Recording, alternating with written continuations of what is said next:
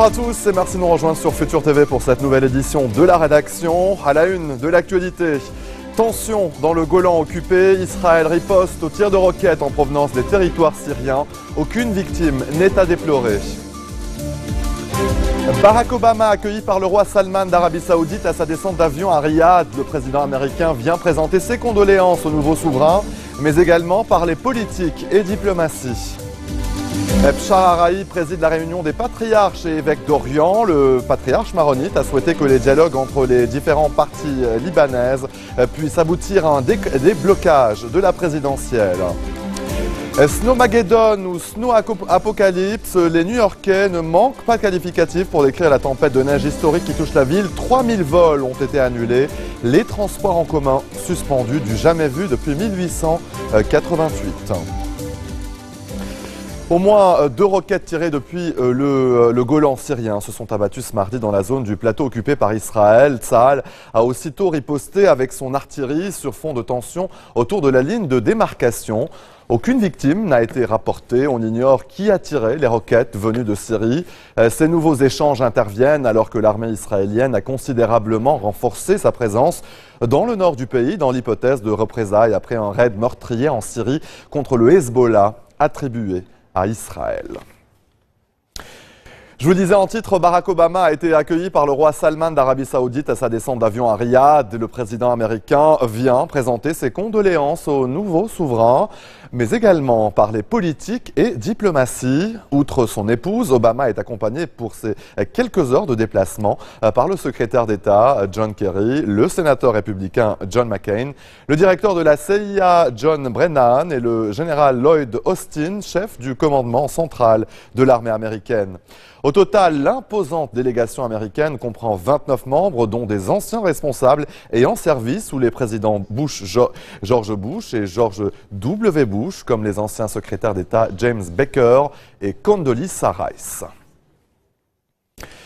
Le patriarche maronite Bchar a présidé ce mardi la réunion des patriarches et évêques d'Orient. Le prélat a tenu à remercier tous ceux qui lui ont exprimé leur soutien suite à son hospitalisation pour extraire un caillot de sang dans la périphérie du cerveau.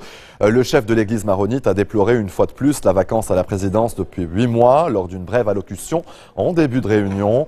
Le Liban est sans président depuis le 25 mai. Une nouvelle séance électorale doit se tenir mercredi.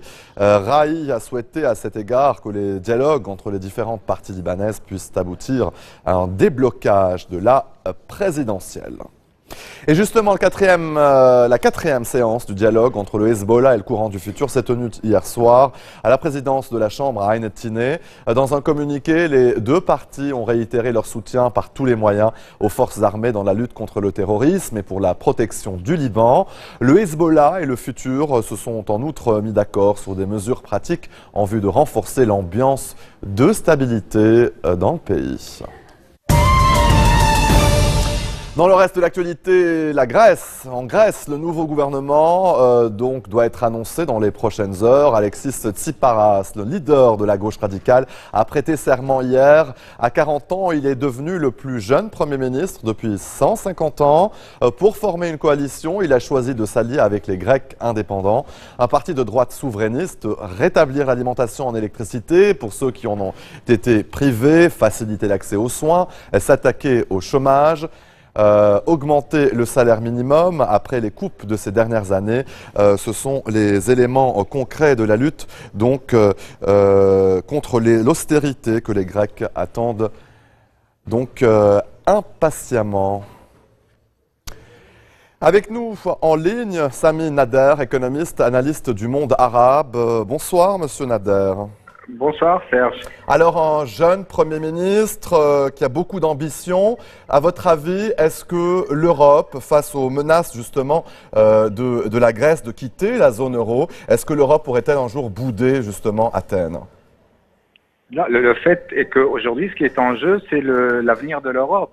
Parce que si le président de Syriza devra mettre en application les promesses électorales, je ne vois pas comment ceci sera compatible avec les engagements de la Grèce vis-à-vis de l'Europe. Comme a dû le rappeler hier encore le ministre des Finances de l'Allemagne.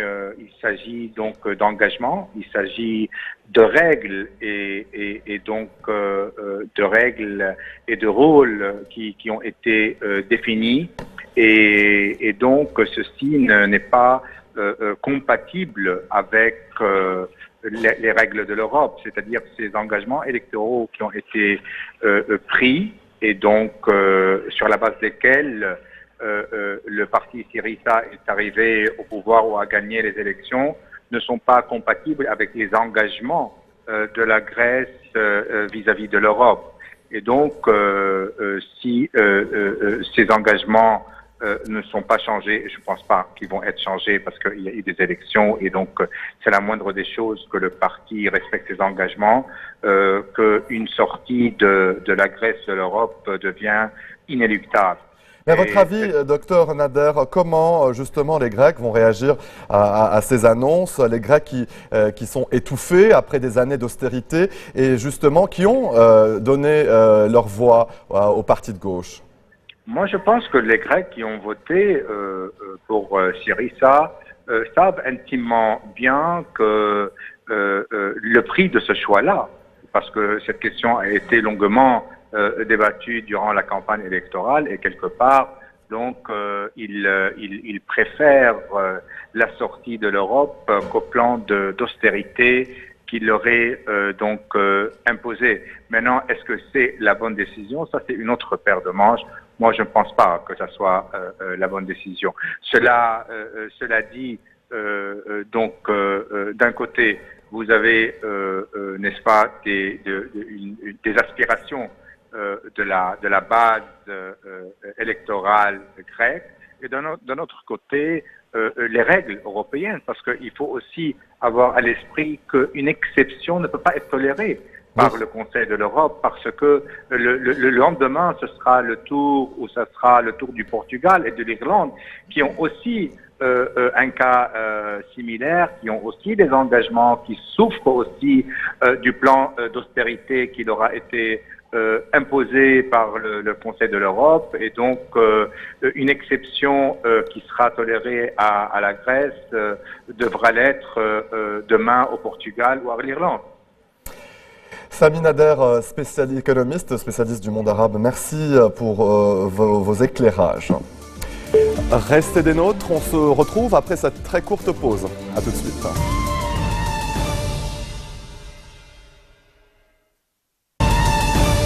Retour sur le plateau de l'info, 9 militaires français ainsi que 2 Grecs ont péri dans l'accident d'un avion de combat F-16 grec sur une base aérienne de l'OTAN dans le sud de l'Espagne. C'est le chef du gouvernement espagnol, Mariano Rajoy, qui l'a annoncé. Ce drame, qui a également fait au moins 6 blessés, est survenu au cours d'un exercice réservé aux pilotes de chasse les plus expérimentés. L'avion s'est écrasé au décollage sur un des parkings de la base où étaient stationnés des avions de chasse de plusieurs nationalités. Le ministre français de la Défense, Jean-Yves Le Drian, était attendu sur place ce mardi après-midi. Et en France, une opération anti-djihadiste a été menée ce mardi matin à Lunel, une commune de l'Hérault dans le sud du pays. 5 personnes sont en garde à vue. Le ministre de l'Intérieur évoque la détermination du gouvernement dans la lutte contre les fondamentalistes. Les individus arrêtés, âgés de 26 à 44 ans et actuellement en garde à vue, sont suspectés de participation active à une filière djihadiste dont les membres ont été recrutés et endoctrinés, et ont également recruté et endoctriné plusieurs jeunes Français originaires de Lunel. Je rappelle en effet que depuis 1 an, plus de 10 d'entre eux ont quitté Lunel pour la Syrie, où ils ont rejoint les rangs de l'organisation terroriste Daesh. Parmi eux, plusieurs ont trouvé la mort en Syrie ou en Irak. Au total, ce sont 73 de nos ressortissants qui sont ainsi décédés. Si l'implication des personnes soupçonnées est confirmée par l'autorité judiciaire, ce sera donc une filière particulièrement dangereuse et organisée qui aura été démantelée ce matin, une de plus. 161 procédures judiciaires sont ouvertes concernant 547 individus impliqués dans des filières djihadistes. Parmi eux, 154 ont été interpellés.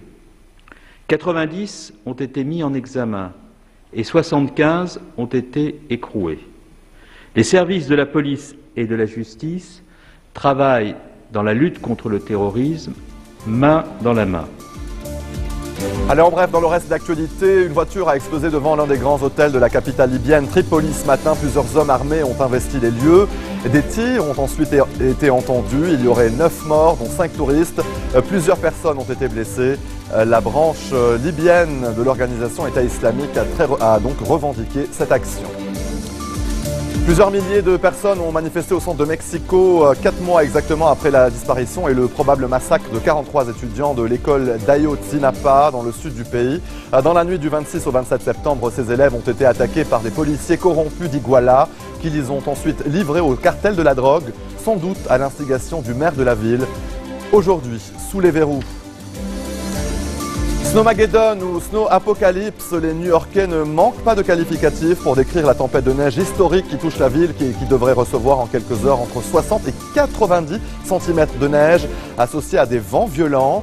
Les écoles et les entreprises sont fermées, 3000 vols ont été annulés, tous les transports en commun sont suspendus, du jamais vu depuis 1888.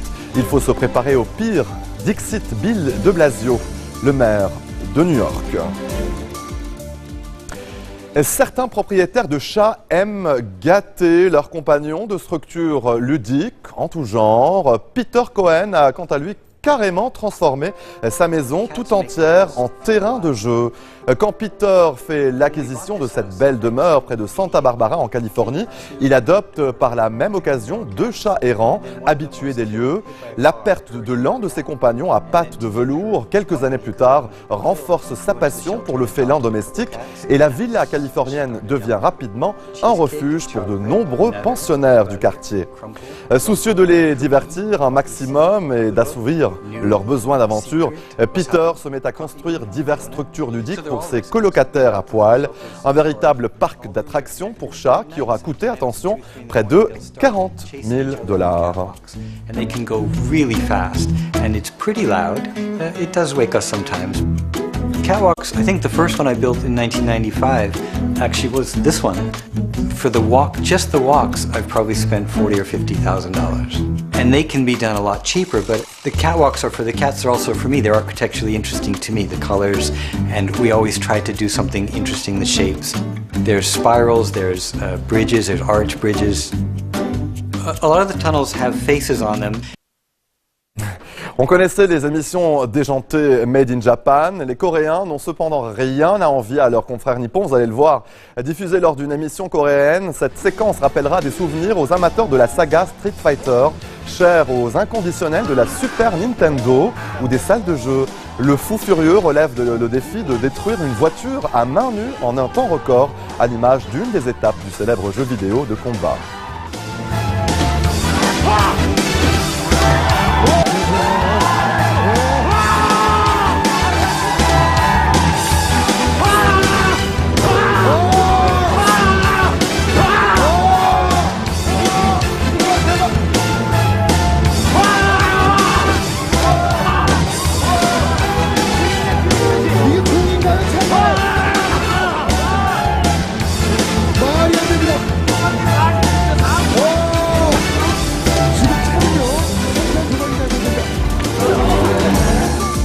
Fin de ce journal, tout de suite le rappel des titres. Tension dans le Golan occupé, Israël riposte au tir de roquettes en provenance des territoires syriens. Aucune victime n'est à déplorer. Barack Obama accueilli par le roi Salman d'Arabie Saoudite à sa descente d'avion à Riyad. Le président américain vient présenter ses condoléances au nouveau souverain, mais également parler politique et diplomatie. Pshaharahi préside la réunion des patriarches et évêques d'Orient. Le prélat a souhaité que les dialogues entre les différentes parties libanaises puissent aboutir à un déblocage de la présidentielle. Snowmageddon ou Snow Apocalypse, les New-Yorkais ne manquent pas de qualificatifs pour décrire la tempête de neige historique qui touche la ville. 3000 vols ont été annulés, les transports en commun suspendus, du jamais vu depuis 1888. Merci de votre attention. Retrouvez-nous tous les jours à 16h40 heure de Beyrouth. Vous pouvez également nous suivre en ligne sur notre site web ou en téléchargeant notre application mobile. Excellente soirée à toutes et à tous et à très bientôt.